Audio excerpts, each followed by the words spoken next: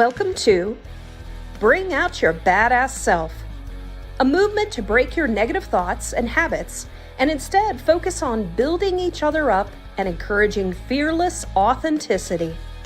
Each week, we will get vulnerable and share experiences alongside our guests and audience. Come rediscover your inner badass self. Hey, good morning. Good morning, badasses. Yes, good morning. How are you doing today, Kate? I am doing well. How are you? You know, juggling some things and making some mistakes. And hey, that's what life's about, right? Yes. Yes. And I see you have new glasses. I do. I can't wait until I actually get my hair done. Miss Ashley does my hair because I think that they'll pop out even more with the teal. And Well, they look amazing. I love them. Thank you. And so I really like the red ones, but I love these as well. Yeah. So I thought it was time for a change. Yeah. Yeah. It's fun to change. It You can is. still wear your red ones, right? Or are they different prescriptions? Yeah. No, my eyes actually aren't getting as bad as they have in the past. So that's a good thing. I was just telling Jay that I now can have some backup glasses instead of being so bad the next year or so. Yeah.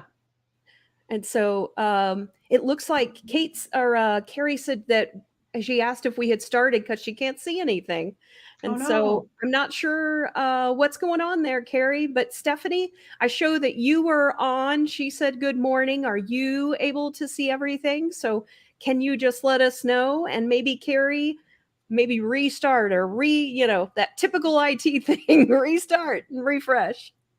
And so it looks like Kim is on as well this morning. Good morning. Good morning. And so hope you can join us, Carrie. Oh, Brooke said she confirmed she can see us. So thank you for that. And welcome, Brooke. And so, Kate, I have to tell you that I'm feeling especially badass today. I just have to tell you, I posted something on Facebook yesterday.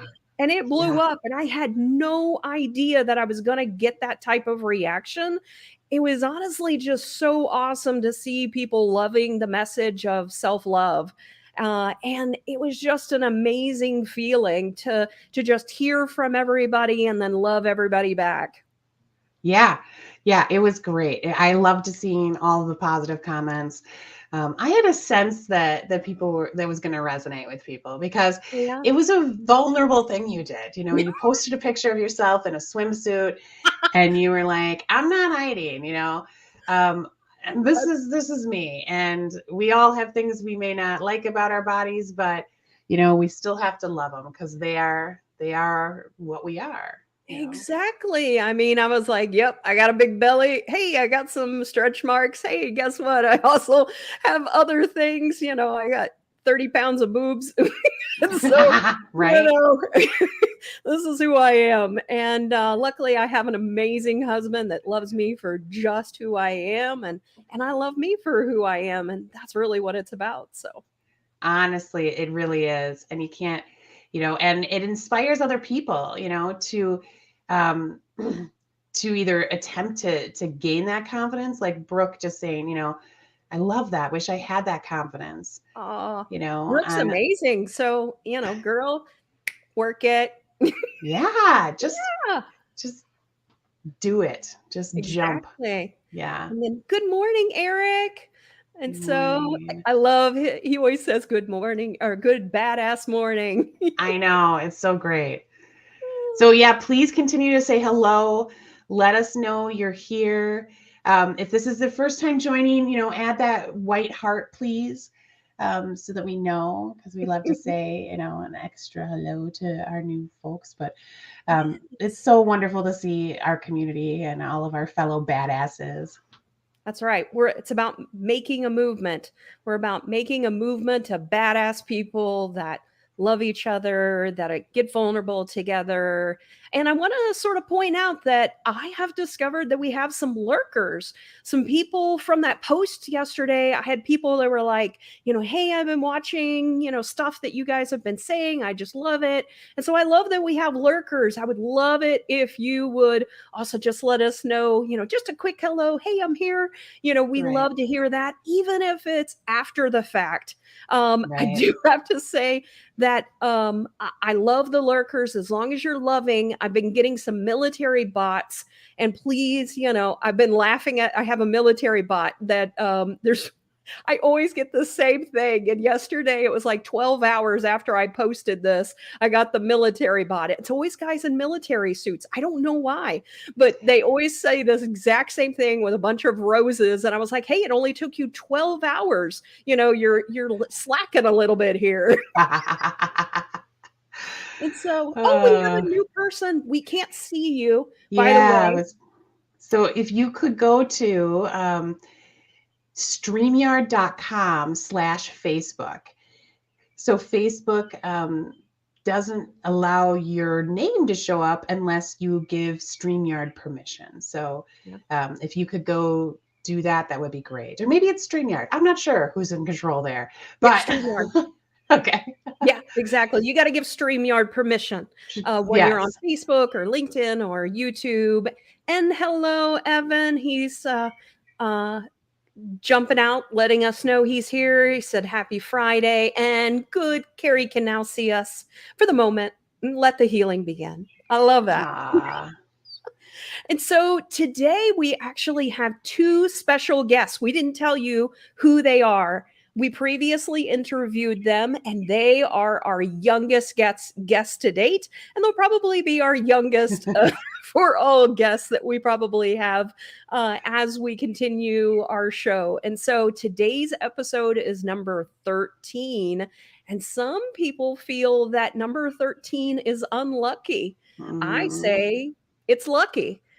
Just, like with dealing with fear, I sort of go against the grain. I say, it is actually lucky versus unlucky. I sort of defy what people try to tell me that we should do, and I say the opposite. I'm like, no, it's going to be lucky. So that to me is really a lot of what today's topic is about. Yeah, definitely. We're gonna play the video of the interview, and during the interview you'll see a ticker with a question posed. So our thought is, especially because there's a little bit of delay with some of the comments. So our thought is that if we'd love for you guys to engage and answer some of the questions right alongside our special guests. And then we'll be pausing and talking about each question too. And Sarah and I will share our stuff and be as vulnerable as we usually are. So it should be a lot of fun. Yeah, it should be. And so without further ado, let's get started. I find that a lot of people can learn from kids, and that's why we decided to have our guest today. Kids really start off fearless until they're taught to have fear, mostly by adults. And so our guests today are my daughter, Riley, and her friend Peyton, who is a great friend of hers and a neighbor of ours. So let's see what these two fearless girls have to say about fear. All right.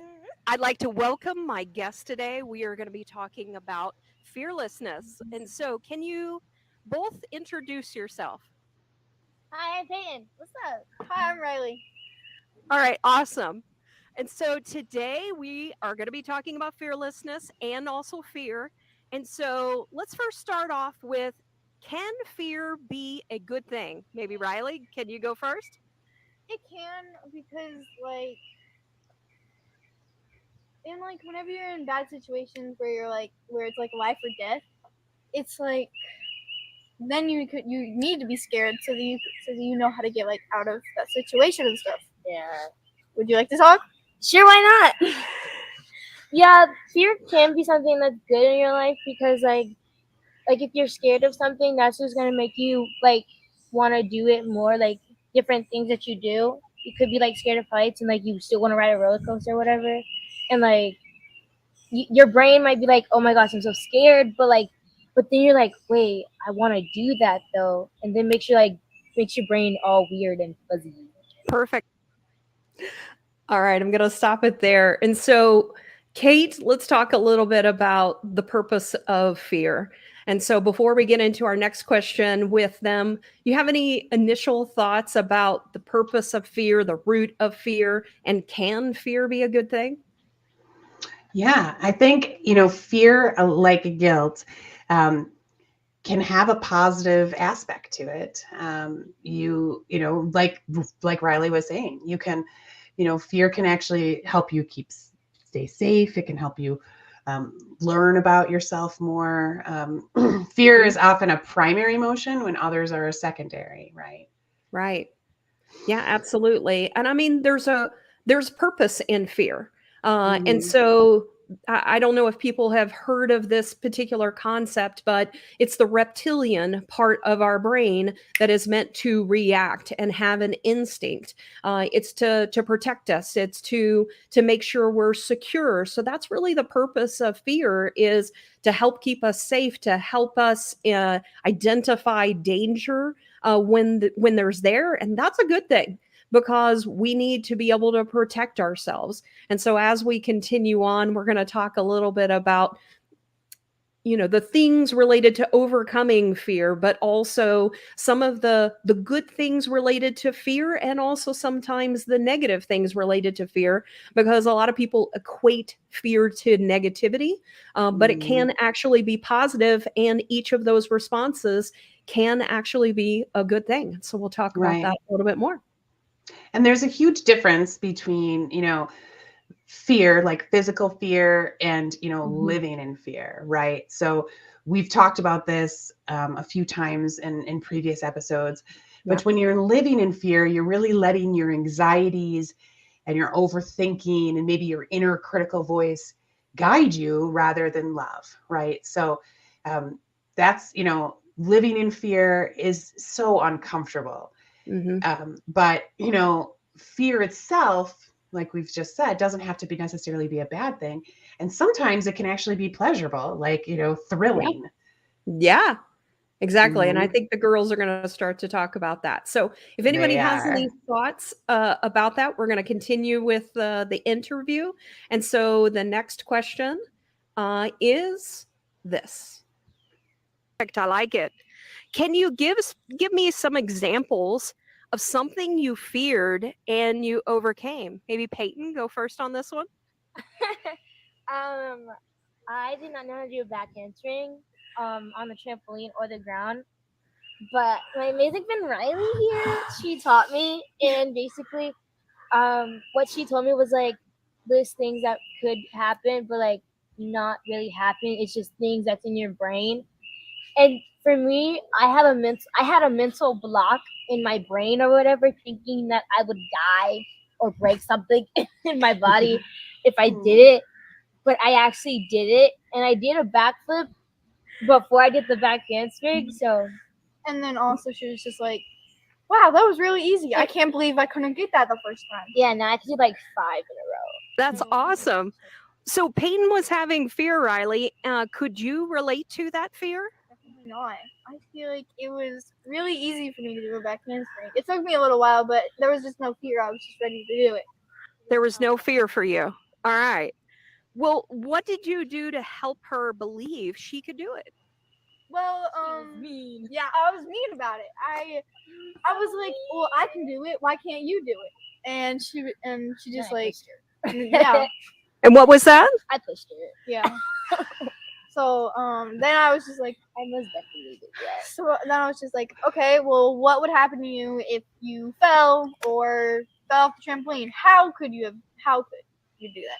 You could do that because the edge of the trampoline's right there, and then But you're going backwards, and it's like a really long trampoline. It is a long trampoline. So what are you gonna do? Like do the backflip and then jump off the trampoline? Like you could do that. I mean, yeah, but like that's hard to do. I guess it is hard enough, but like still.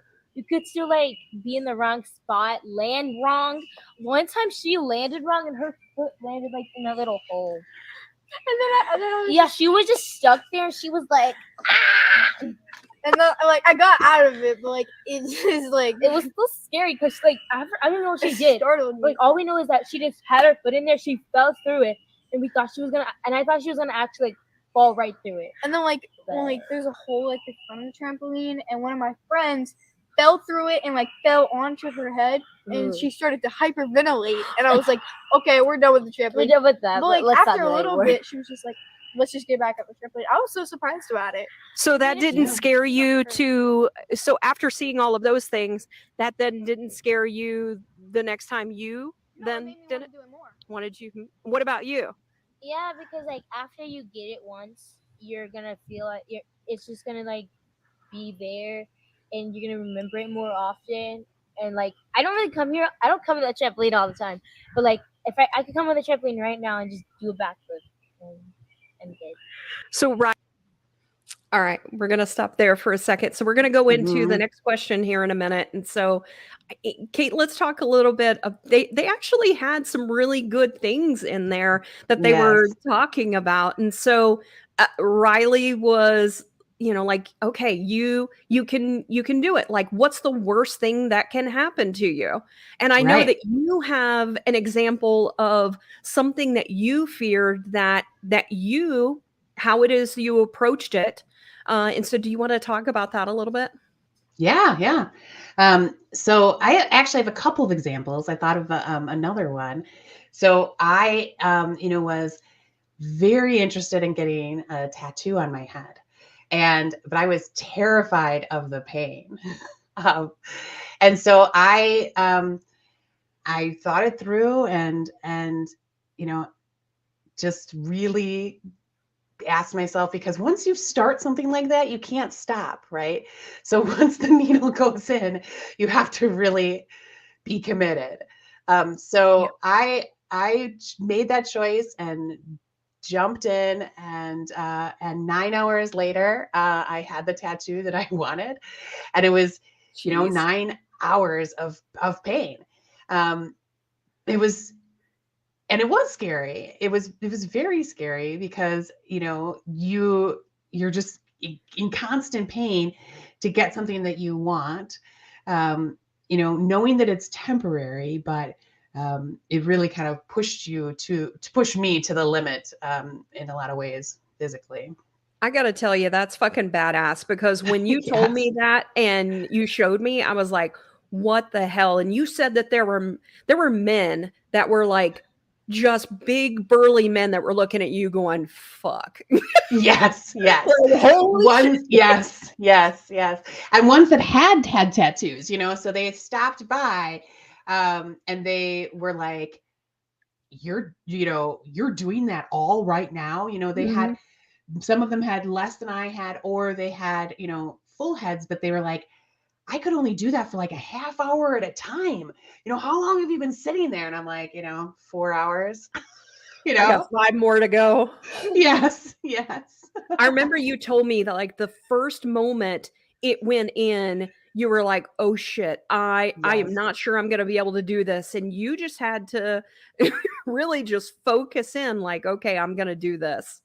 Yeah. And to be completely honest, I wanted to back out that the first needle in, and I was like, oh shit, and then I started telling myself, like, you've been through worse, this is physical. And I just kind of would remind myself of all of the traumas, all of the things I have been through, and how I survived. And it was almost like a spiritual experience. In a way, because it really pushed my body to the limit. I think that people who like exercise a lot or do a lot of physical stuff feel that sometimes too, right? I have felt that when I was exercising, where it was like, oh my God, I can't do this anymore.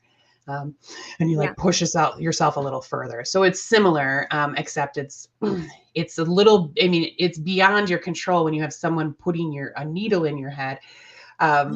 although it was voluntary, you know, like I could at some point just get up. Right. But I would say that this is an example of fear where you just go full out. But I would say that sometimes fear is, you know, like you could have done like some of those other guys, like done a little bit at a time instead of doing everything at once. And I know that, like, you know, fear of heights, that was one of the other things that you dealt with, that you took a step. You didn't overcome it, but you took a step. Right. So there was this time when my family and I went to the Sears Tower in Chicago, and I knew that I didn't necessarily, like, I wasn't a huge fan of heights and looking straight down, but I don't mind looking out, and I've been in many high-rise buildings before. I'm even house sat in a big high-rise in Chicago for a couple of weeks once, and I really enjoyed it. So I thought this would be okay, but I wasn't going to like step into the glass box, right? So there's a glass box that like hangs over the edge. And so my family went in and I was there taking pictures, and they kind of were like, come on, just try it. And I decided to just take a step and try it. And it was hard. Like, so I took that step, and I had a strong physical reaction that I was not expecting. So I, took that step, and I like crumbled and started like hyperventilating. I had no clue I would react that way. So, but I was still proud of myself for doing it. I don't feel like, I overcame it by any means, but I took that first step. Yeah, exactly. And that's the really, whenever you think about fear, it's just taking that initial step. Okay, what can I do to start to progress? And we're going to talk about this a little bit more as we go on. So let's skip to the rest of the video. Yeah. Riley, you also have some fears. You're mostly fearless, correct? You'll say, okay.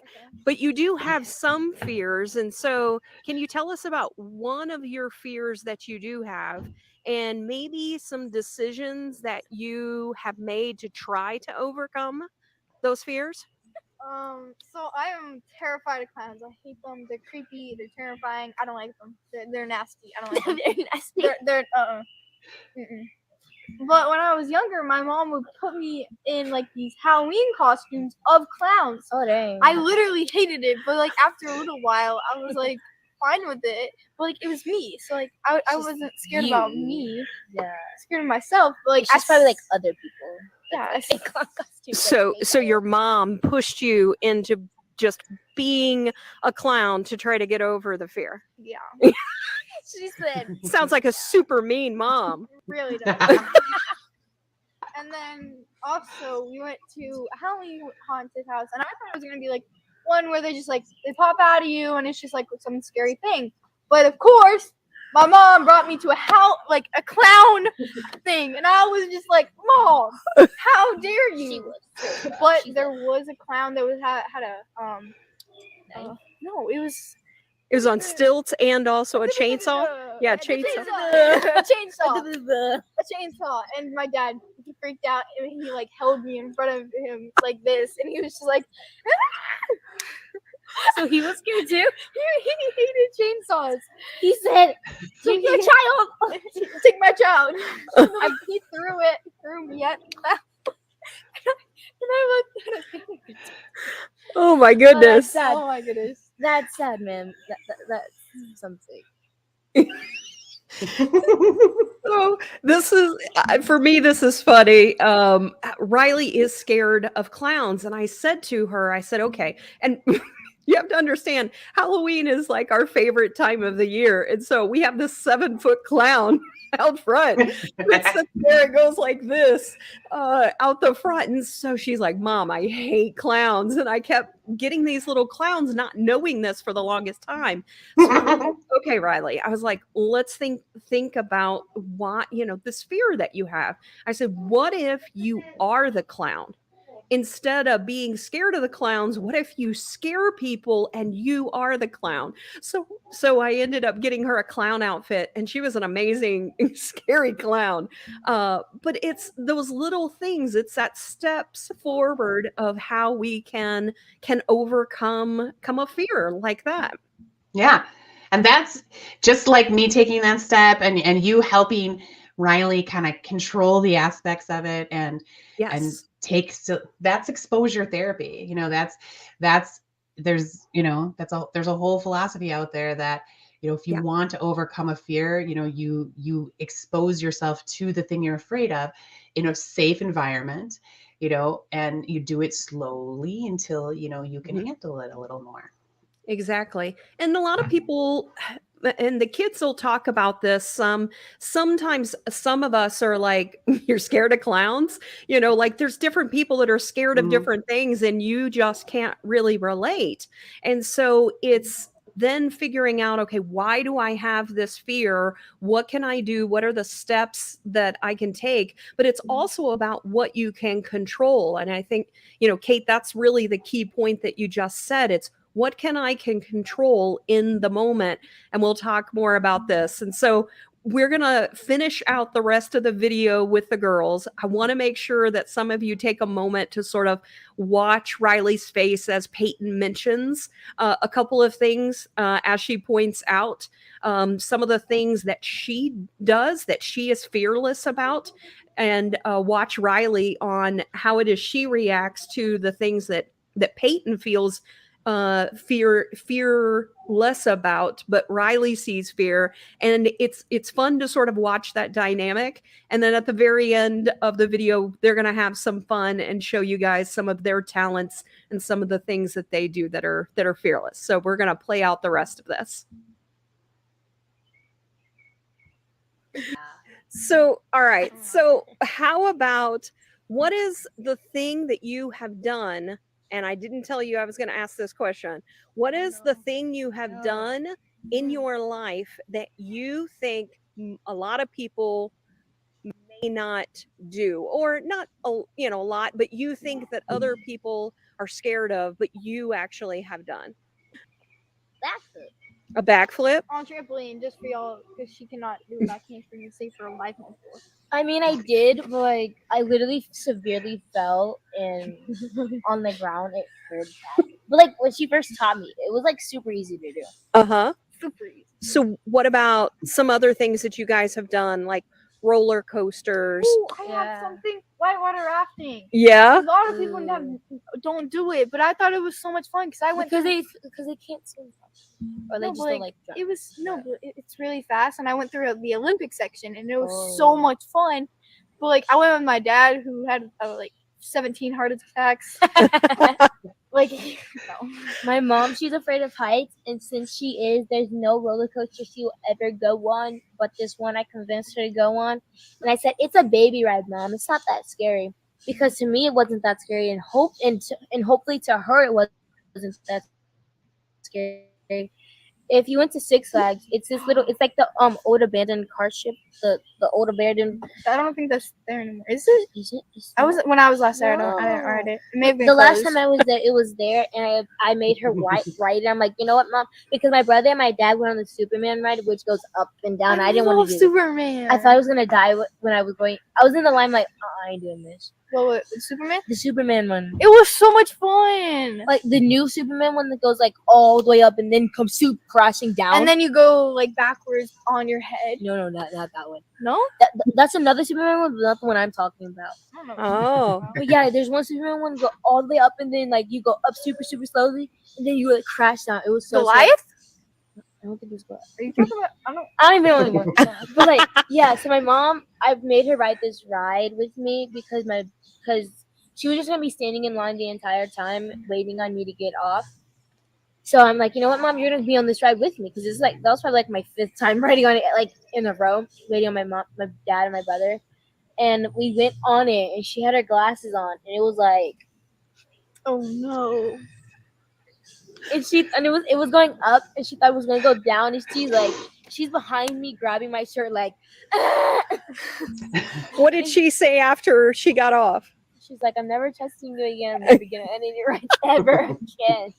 Oh no. Oh, That sounds like my literally. brother. Like she will never like that was like the only ride at Six Flags that she's ever written on. Yeah. One time we went on this one that's called like Red Devil or something. It was like the big one that goes all the way up and then like down and then like loopy loops. Okay, Stuff. not every single one is like goes all the way up. A lot of the I only ride big rides, so I don't really know any other kind of rides. And Riley, you have recently done roller coasters, and you found that it's like your new favorite thing. It's so much fun. Yeah. When I went on my first one, the first one I went on was Batman. I thought it was literally so much fun. Yes. And then when we went on Goliath, it was like I wanted to like look out, but I couldn't because it was it was so fast and my eyes were like because closed like, shut. It's like your eyes just like go down. Mm-hmm. Yeah. Like Yeah. it's weird. What was your favorite one? I don't know. I haven't been there in a while. So I have two other things that I think that you guys have done that other people probably wouldn't have done. And so Riley, I know that you have done zip lining, and I know a lot of people that actually wouldn't do zip lining. We literally had a zip line. You had a zip line back here. Yeah. I was kind of scared to do it, but then I realized. Zip line? Yeah, your little zip line. I was kind of scared to do it because I thought I was gonna hit a tree. It was literally the shortest zip line ever. Yeah, I can't hear you guys. It's the shortest zip line ever. Like literally, there's so many trees back there, and like where it was connected to that big tree right there. Yeah. And this way. It was like it was a whole bunch of stuff, and I thought I was gonna hit a tree, and I was so scared. But I mean, I wasn't scared. I'm like, I'm not gonna do it. I'm just gonna back off. Well, Peyton, I think the other thing that you have done that a lot of people would find terrifying is actually performing. I hate it. I would never. I could never. I could never. Okay, Riley. I've been performing since I was those years old, man. I could never. I literally could never. I can barely do this. Oh, that sounds like a challenge, Peyton. Because she tempted you to do the back handsprings. I know, right? No, but like I've just been dancing my entire life, and sometimes I get scared. Sometimes because like my recent show that I did, I was kind of scared, just a little bit. You're not a ballerina. I am a ballerina. You're a bad one. The recent show I did, when I did it, I was kind of scared that I would mess up. That's not even ballerina. I would like to show you something, but yeah. But like my recent one, I was kind of scared that I would mess up because I honestly did mess up. But since I was in all 6 shows, the first one was my worst, and then my last one was my best because my brother was there and I had this tap performance. Did y'all see my tap performance? Yes. Yeah, my tap. We saw it all. You did amazing. Yeah. So never. yeah, you like my tap performance. Me and my friend Sophie, the girl who did the thing in the middle that tapped me on the shoulder. Yeah. Oh. That thing. That's Sophie. She's my bestie. I have no idea what they were talking about. Well, she's my bestie, and she's in 10th grade. I know. I'm just not a friend. No. But yeah, and like we performed that. We had to like practice that so many times. At first, it was just me, just not standing the right way. Yeah. And then over time, it got like to like being dramatic and more acting and like more. But it got easier because you practiced, right? Yeah, it gets easier after you practice and like you do it like for your entire life. Yeah. All right. I did it like once. So, ladies, the other thing you guys were going to do for me today is to show us some trampoline. And so, all right. So we are going to get things set up.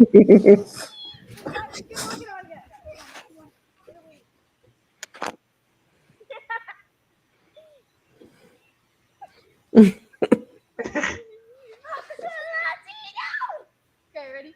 Almost. 3, 2. Are you filming? I am still filming.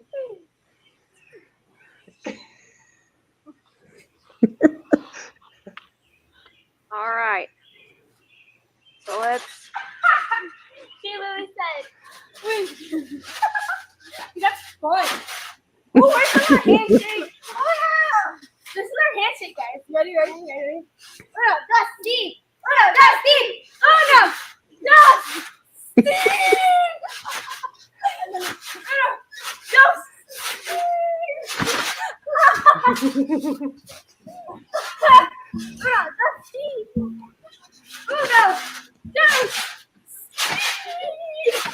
So show us those back handsprings.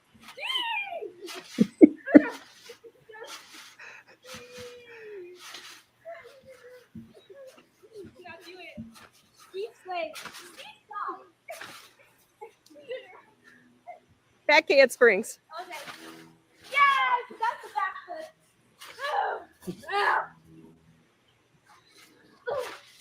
I probably should take off my glasses. Just maybe.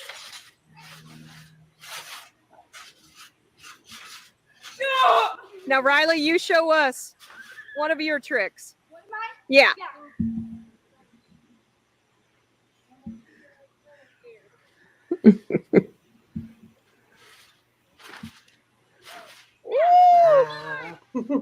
All right, Peyton, you do.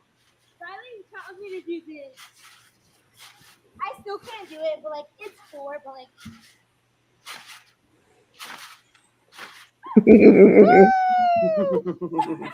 Get back up That there. was better. Shut up, Riley. All right. Come say hello. Say goodbye. Show off. Say thank you. Bye. Adios. Bye. Adios.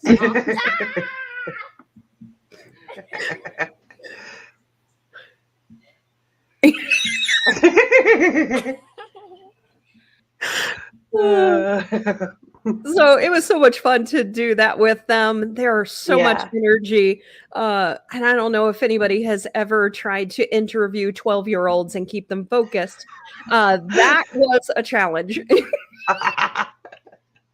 And so, but they so wanted to do it though. They were so into it. I mean, and did it fearlessly in talking to me and things like that. And so I want to pull up a couple comments that came in as we were going through the show. So I remember when I came to understand the difference between courage and simply fearlessness. And so, Bruce, I'd love to hear more. Yeah.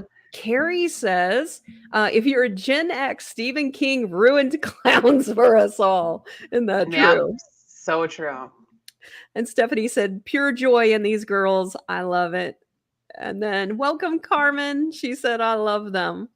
And so Kate and I had a couple of other things we really wanted to also chat about that we think is important related to fear. But we also think that fear, that there is good and there is bad.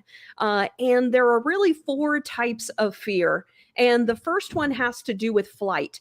The interesting part about each of these, so there's fight, flight, freeze, and fawn, which a lot of people aren't as familiar with, but we're going to talk about all 4 of those. And the interesting fact is that there are some negative aspects to each of these, and then there are healthy ways to handle that, which I think not a lot of people really realize. And so, Kate, do you want to talk about a little bit about fight, what that means? Yeah.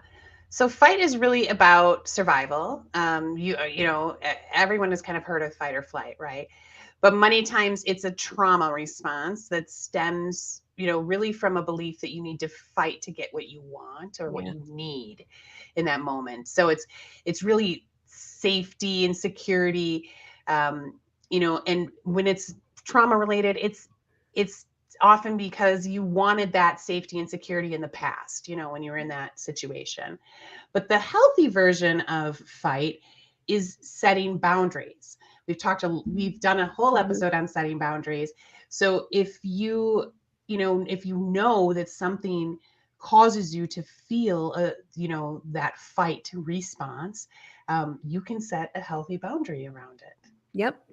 And I love that as I figured that out, because within our brain, that reptilian brain, whenever it senses fear, it opens up, and then we have to basically close it back. And that's when we close it back, that's really us setting a boundary. Like, okay, I'm going to take control on what it is I can control, which is dealing with, I can set a boundary. The boundary is about me. What is it that I will do instead of all of the fight is actually that anger most of the time that is going out, and I'm getting mad at someone, so I'm lashing out. So instead of that unhealthy aspect of it, it's focusing on what I can control, which is setting the boundaries. Yes. So let's talk a little bit about flight. So this is when you literally want to get out of the situation. You need to escape. So oftentimes, fear causes you to want to hide and run away. So maybe you want to avoid an uncomfortable conversation, or you have a feeling that something's dangerous around you. This could also be like self-medicating, so turning to alcohol or drugs to avoid stepping out of your comfort zone. So you're scared of social situations, so you drink a little too much, to kind of ease the situation. Now, the healthy version of this is awesome, because the healthy version of flight is when you remove yourself from a situation and agree to come back when you're ready. So, maybe this is in the middle of a conflict and you agree to come, we'll talk when I calm down. Yep. This is a response. This is my response. So whenever when I feel fear, I have to get out of the situation. And so, but it's also that can then trigger someone else because they think, oh, this person's leaving me. And so it's also important that a part of that, it is also establishing, okay, but look, I just need some space. Whenever we calm down, let's talk about this again. And so this is really important. It's not that any of these are bad. It's more about how it is you respond to these different fears. Fear is going to happen. So it's identifying, how will I respond? Mm-hmm. Exactly. Then we have freeze. Yep. And freeze is what you think it is. It's when you stop, you stand still. Maybe you have decision paralysis, or maybe not moving forward or backward. You're just literally kind of numb. You're detaching, disassociation. All of these things can be a part of the freeze. So in terms of how it kind of tactically looks sometimes, maybe numbing out by watching TV, or using your phone a ton, playing games. Sometimes you just want the time to pass, but sometimes you're like overwhelmed and you're like suppressing your feelings. So the healthy version of freezing is mindfulness and meditation, or staying in your present moment and not worrying about the future or the past. So, if you know that you disassociate and kind of have that freeze reaction a lot, try to turn to mindfulness. Use that as a superpower to be able to meditate and be mindful. And I think a lot of people think about mindfulness, they think it's like this, okay, what is this? It's sort of a abstract thing. Ultimately, mindfulness is saying, okay, what is going on in the moment? I'm staying present in the moment. I'm not going to deal with the past because I can't do anything about that. I can't worry about the future because I can't do anything about that either. Right. So again, it's just being in the moment, in the present. And again, it's all about control. What can I do in the moment? What are the positive things that I can do versus worrying, which is anxiety, which is, leads you down the path of depression or things like that. And so just mindfulness is simply being present in the moment.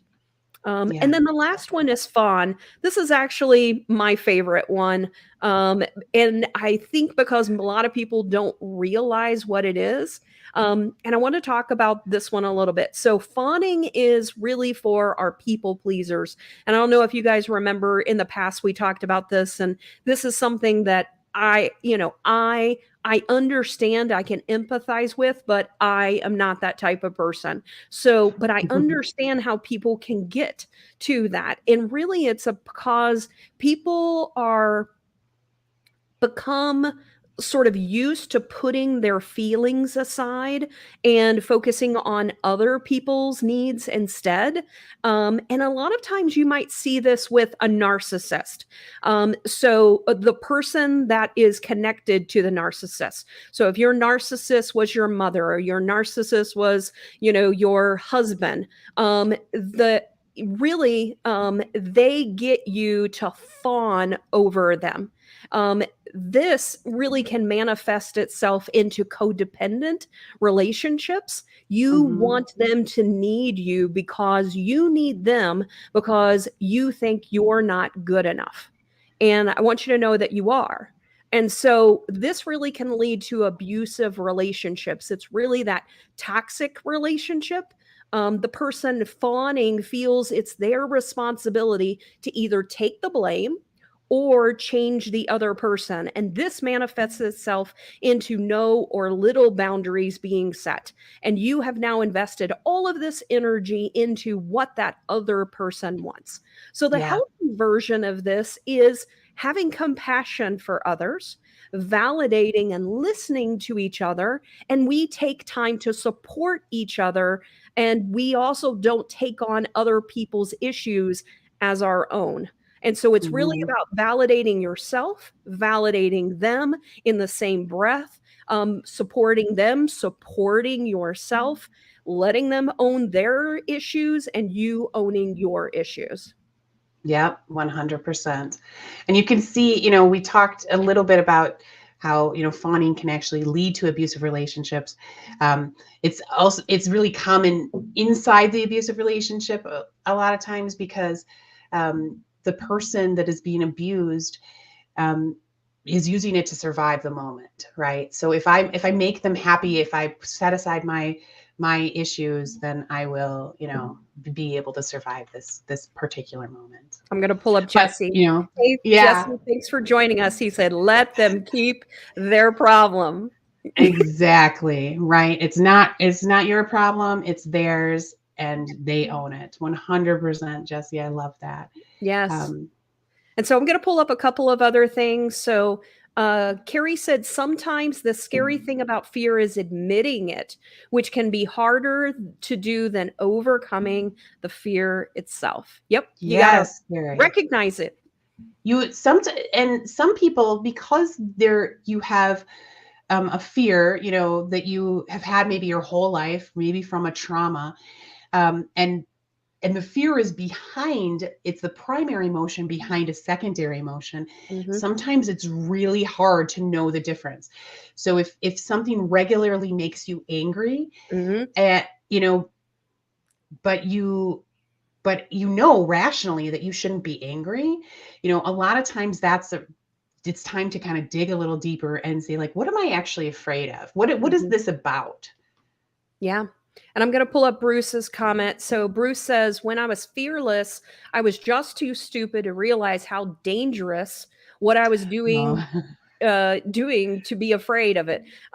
It was only later that I realized that I had to understand and manage fear to do what I needed to do. And so this was his fearlessness versus courage. And so thank you for that, Bruce. That's great. And I do think, go ahead, Kate. I was going to say, it's a great example of leveraging what you can control to combat fear. Yeah. And so the next item we really wanted to talk about is how can fear manifest itself within our bodies? So we can also use that as a guide of when you don't know that like Carrie was saying, you don't know that it's fear. Sometimes you might feel it actually in your body first. So I don't know about you, but I feel it in my stomach. So like whenever I used to perform, I would feel the fear in my stomach first because I would get all these butterflies in my stomach. And even now, sometimes when I go sing or whenever I perform or even sometimes right before this show, sometimes you get that butterfly feeling or you get an upset stomach. Yeah, definitely.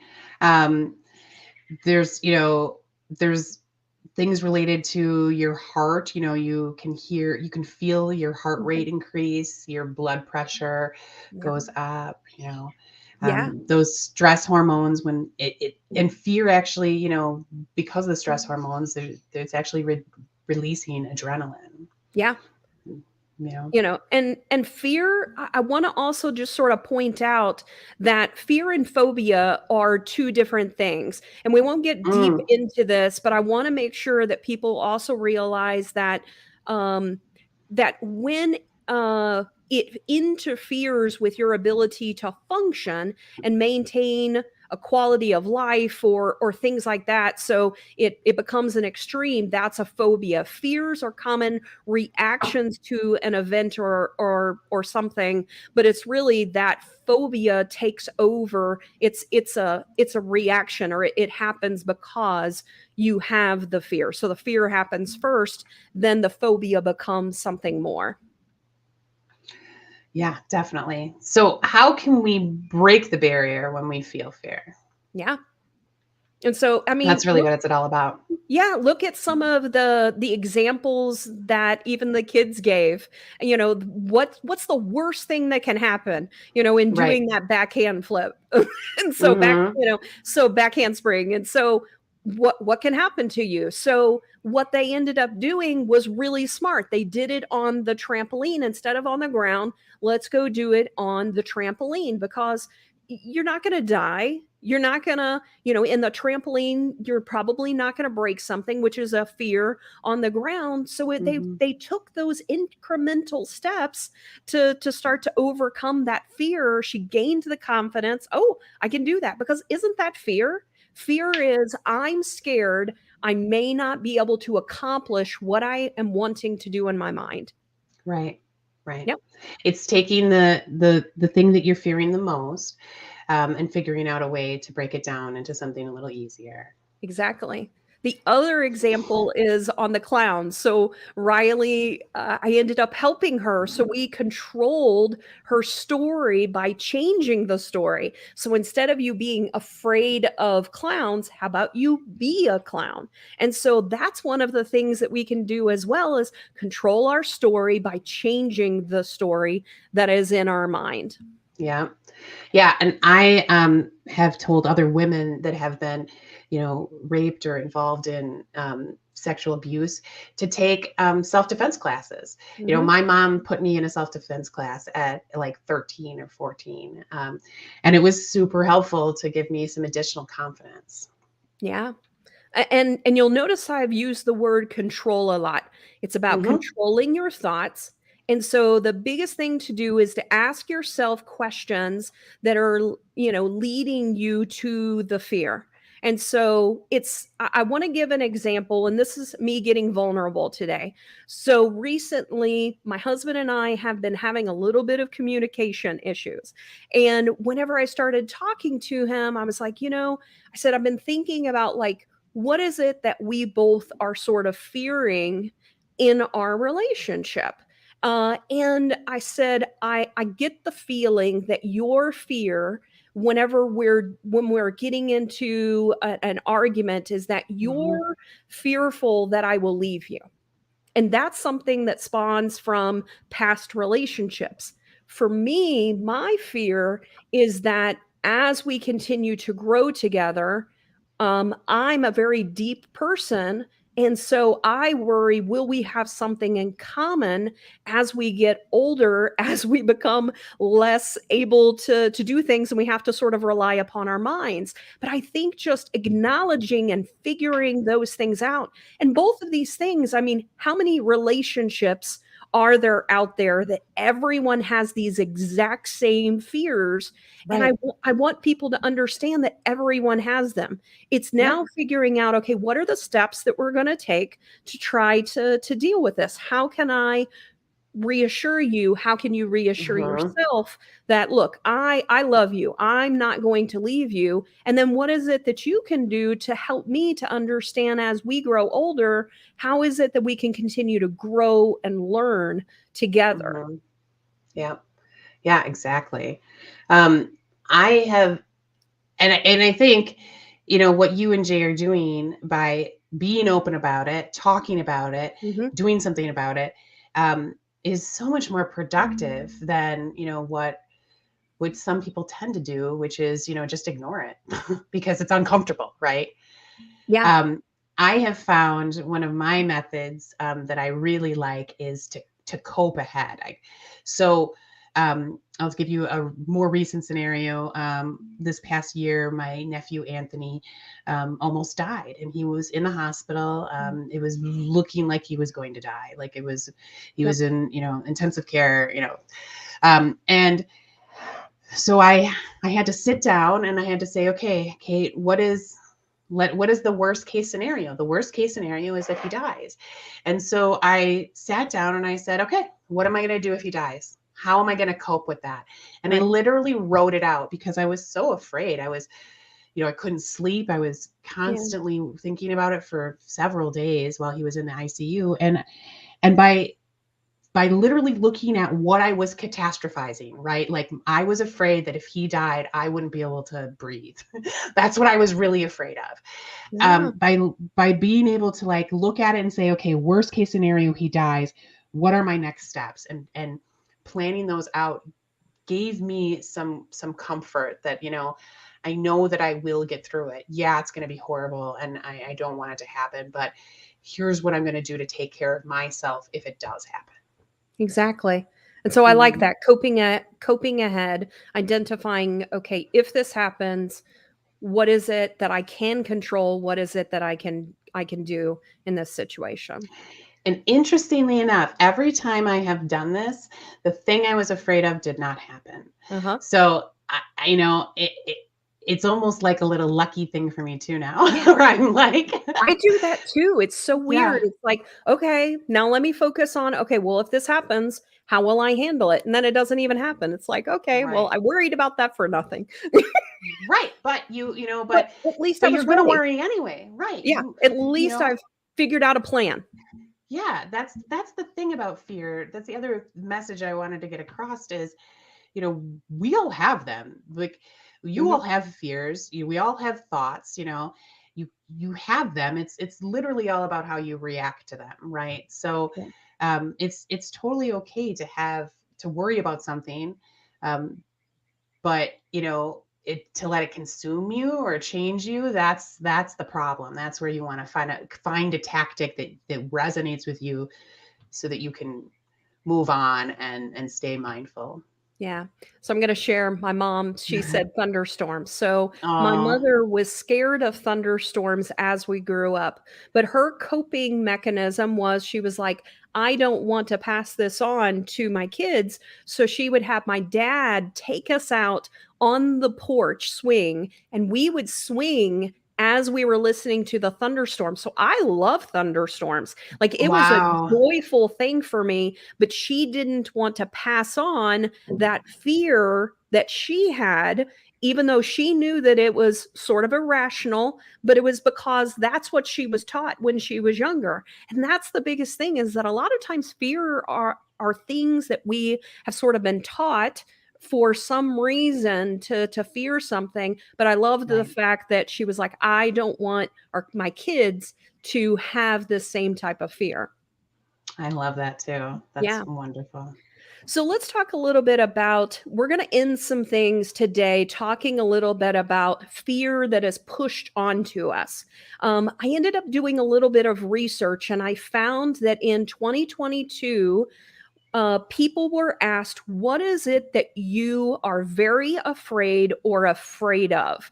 And it was an interesting list that was out there. And it really shows you how much media really instills fear in us. And so I want to talk a little bit about this and how it is that, what it is that we can do related to that. So it was interesting because all of the things that were there, it really had to do with impending doom of the world. And this just really isn't healthy. It really pushes up our anxiety. And so some of the top items were, number one, corrupt government officials. That was the number one, with 62.1%. Number two, people I love becoming seriously ill, which was 60%. Number 3, Russia using nuclear weapons, 59%. Number 4, people I love dying, 58%. Number 5, the US involved in another world war. Number 6, pollution of drinking water. 7, not having enough money for the future. Number 8, economical financial collapse. Number 9, pollution of oceans, rivers, and lakes. And number 10, biological warfare. So think about some of those fears. Some of those are things that make sense. The people that we love are potentially going to die. But think about the majority of these. This is media or people just continuing to feel the fear and instilling that fear upon everyone else. And I have to say, this was one of the reasons that I felt compelled to do this show. I started saying, okay, how can I help the world? I, can't control all of these things that I just talked about. I can't, someone's going to pass away. I can't deal with that. The government's corrupt. I can't do anything about that. So I started focusing on what can I control? And so there were basic things like, okay, sure, I can vote. I can do things like that. But I said to myself, my goal really is to elevate, empower, and help those around me to find their inner badass self. And so for me, I started focusing on giving love, raising vibration around me. Those are things that can happen that we can actually help to change the world together. And that's really what this show is about. And I want people to start to think about what you can do in your lives to help control the situation around you. And if we all focused on love, if we all focused on helping positivity with the people that are around us, that's really where we can help change the world and how it is that we can impact things, not by worrying about all this other crap that we're hearing on media. Yeah. I mean, I am a firm believer that to love and focus on the positivity is harder. It's harder than it is to focus on the negative. The negative is much easier. And so how it's super badass to be a lover, because it takes more work. It requires more effort. So, that's what badassery is about, doing something that others may not do, or that others can find value in, but that, it doesn't come kind of naturally. Yeah. And I want to also say that a lot of times it can be super hard. Believe me, it's super hard. Sometimes you're like, you know what? I'm fucking angry. I want revenge. I want to complain. I want to cry. I've been there. I still do it, from time to time, but I stop, I have to stop and remind myself, okay, remember, Sarah, you need to focus on what you can control. You need to focus on, how to love, how to lift, how to empower. Believe me, I am a fighter. So it is really hard. I get worked up. And so I constantly have to remind myself to focus on the positive, focus on the love, focus on what it is that you can do. And so ultimately, it's, for me, I believe in karma. What you put out there is what you get back. Karma can be a bitch. And so I'll let her take care of what she needs to take care of. And I will just focus on positivity, those that are around me, and helping them to do the same. And we can lift people, together. We can lift more people together. And it's really just focusing on the people that are around us, and it's focusing on love versus hate. Yep. That's how you can transform from living in fear to living in love. Yes. To focus on those positive things as much as possible.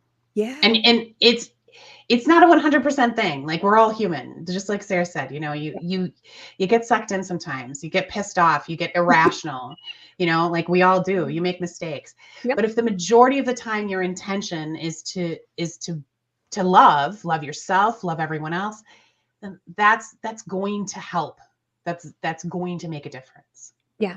So my challenge to our audience is help us, to lift. So every time we're thinking, we're living in fear, think about, how can I actually approach this in love? It's super hard, especially when you've been hurt, especially when you feel taken advantage of, when you feel like things are not going your way. But I have found that you start to open yourself up to love, to light, when you really just focus on loving yourself and loving others, even though they might be a dick, asshole, whatever it might be. Just, you just give them love, because, that's really where you end up bringing back light and positivity for yourself. Yeah. And you don't have to love those assholes like up in your face. You can love them from a distance. Right. That's okay. And you can not like the things that they do, but right. Let's also look at how we can, what is it that I can do to really lift up whatever it is that's around me. Yeah. And so, well, we have run a little over here. Thank you for hanging on with us, folks. Yes, and hopefully you guys enjoyed the girls today. So they're so cute. I just loved them, and I hope you guys did too. And thank you so much for joining us and for sticking on today. And for those that are joining us after the fact, be sure to remember to put your name in here. Let us know. Put your name. Let us know you watched. And we appreciate everybody joining us. And let's continue to build a badass movement. Yep. Let this badassery fuel your Friday.